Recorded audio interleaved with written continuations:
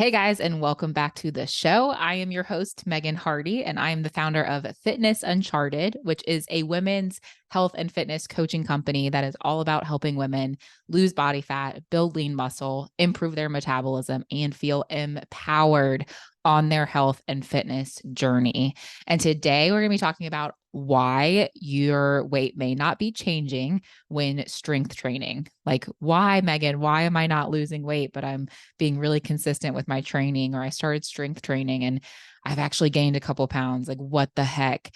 So if you've ever found yourself there, that's what we're going to talk about today. This is a conversation I have often with women who, especially if you're newer to your strength training journey, or if you've just been consistent for a while, but that darn scale just isn't changing or going in the direction that you want it to. So let's talk about it. So there's a couple of reasons why your weight may not be changing when you are strength training, some of which you're probably aware of or familiar with, but we're going to touch on them. So the first and foremost, you guys, everything really falls back to nutrition, your dietary habits. So if you are consuming more calories than your body needs, you're not going to lose weight. Right. Whenever I hear, on the flip side of that too, is whenever I hear someone say that they're getting quote unquote bulky from strength training, I'm like, let me look at your nutrition, girlfriend, because it wasn't the strength training. It was the diet that was causing you to feel bulky or fluffy or whatever.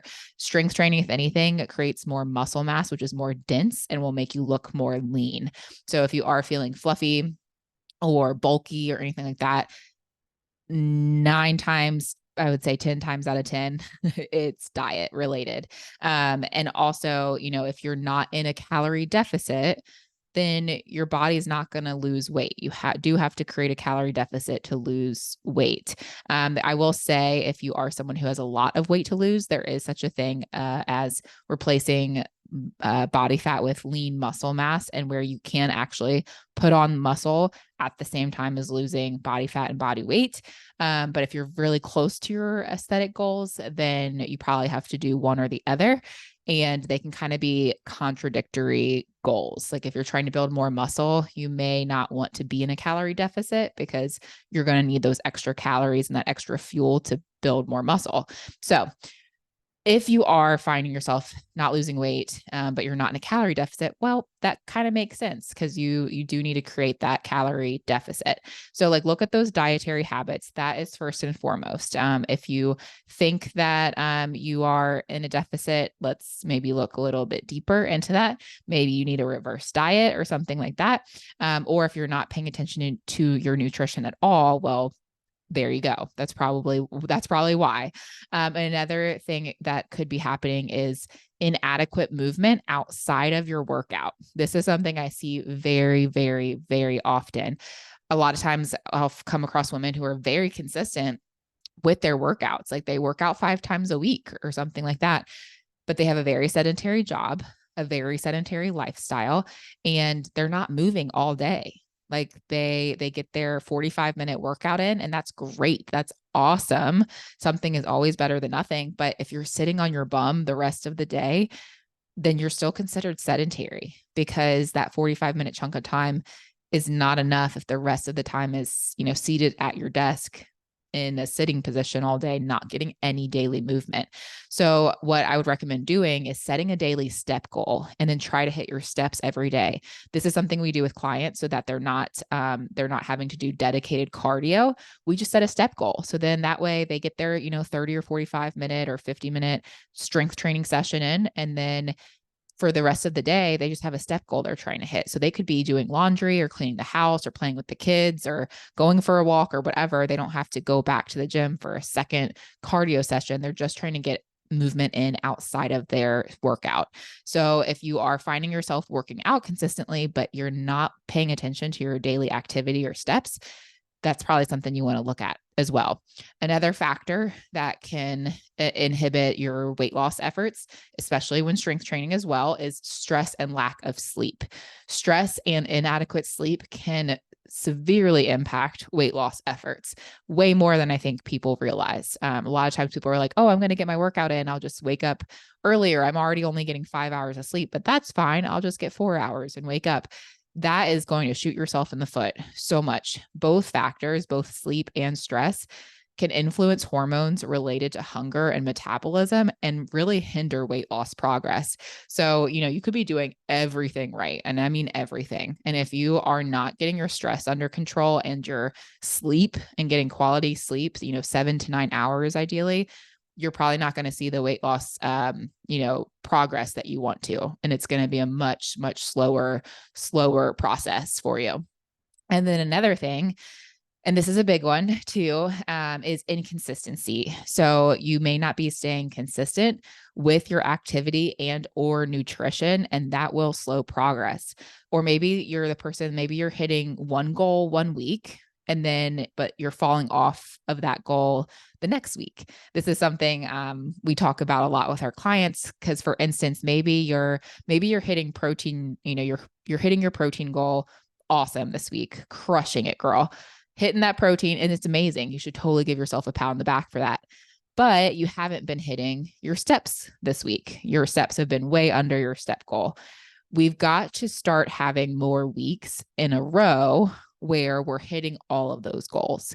So if that feels unattainable, maybe we need to, change and shift some goals. But ideally, we're getting all of those to come together and getting more consistent and having more good weeks one after the other. We want it to be like a chain, right? Like how many good weeks of, hitting all of our goals can we have back to back? Because it's great if you're hitting protein this week, but if steps are under, and then next week you get your steps up, but you don't eat, don't eat anywhere near your calorie or protein goal, or you blow your calories out of the water, then your steps don't really matter as much at that point. They do, but it's like you're now just replacing one good habit with a different good habit. Instead, we need to try to get them all to come together.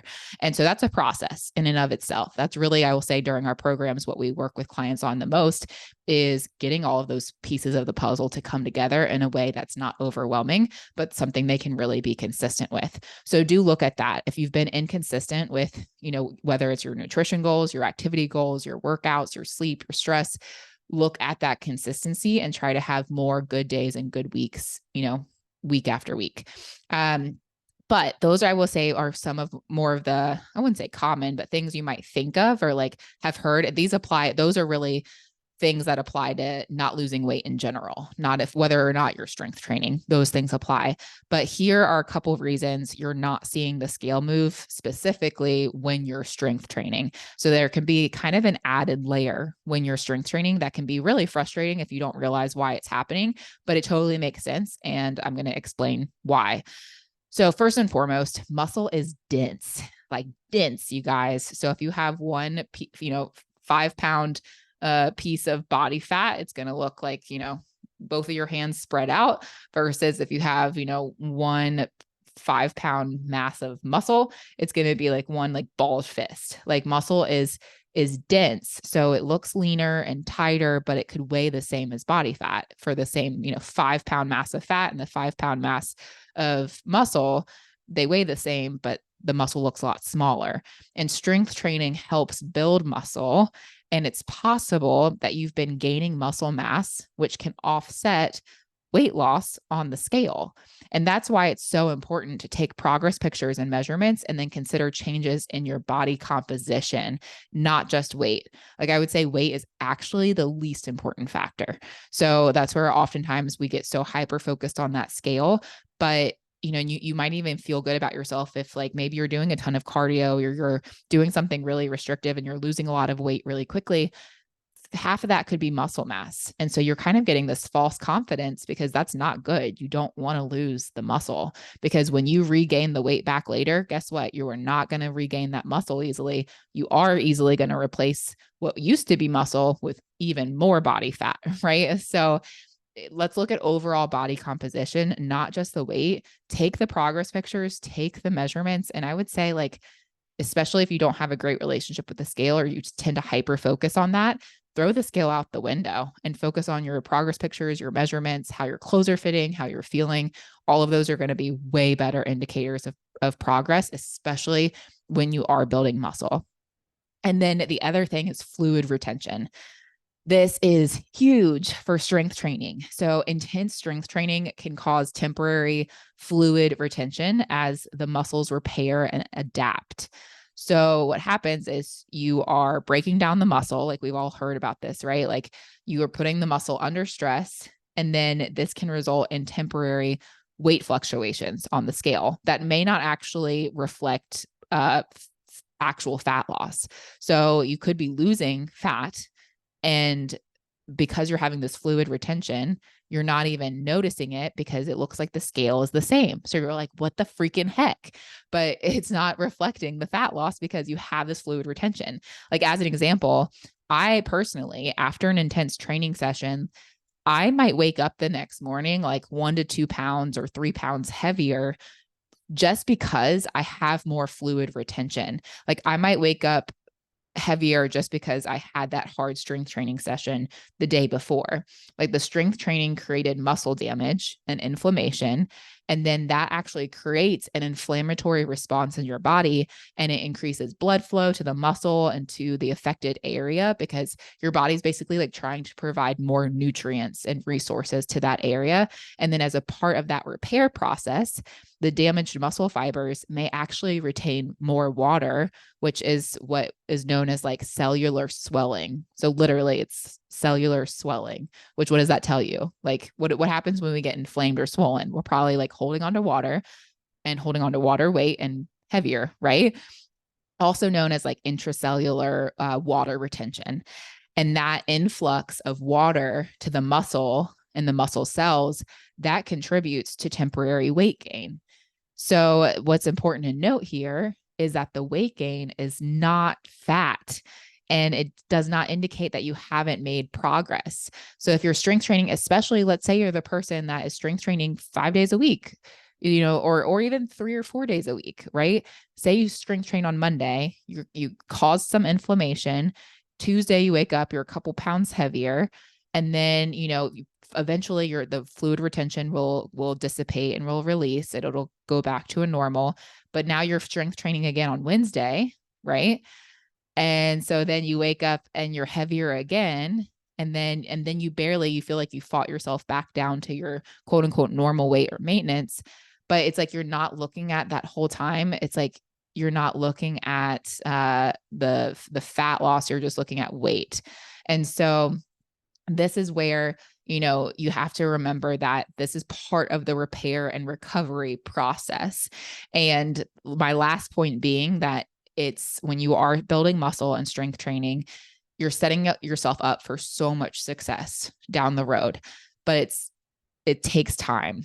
And the fact of the matter usually is like you have not given it enough time to build the muscle and see the changes that you want. And you have to remember, it's not an overnight process. Like it's a journey. And if you can extend the time horizon of how long you think it quote unquote should take to see results, then you will be 100 times more successful. And if you actually take the time to build the muscle, you'll end up with less body fat, a lower body fat percentage, more lean muscle mass, and a tighter and more toned and lean athletic physique, and also a healthier metabolism. So it's so worth it.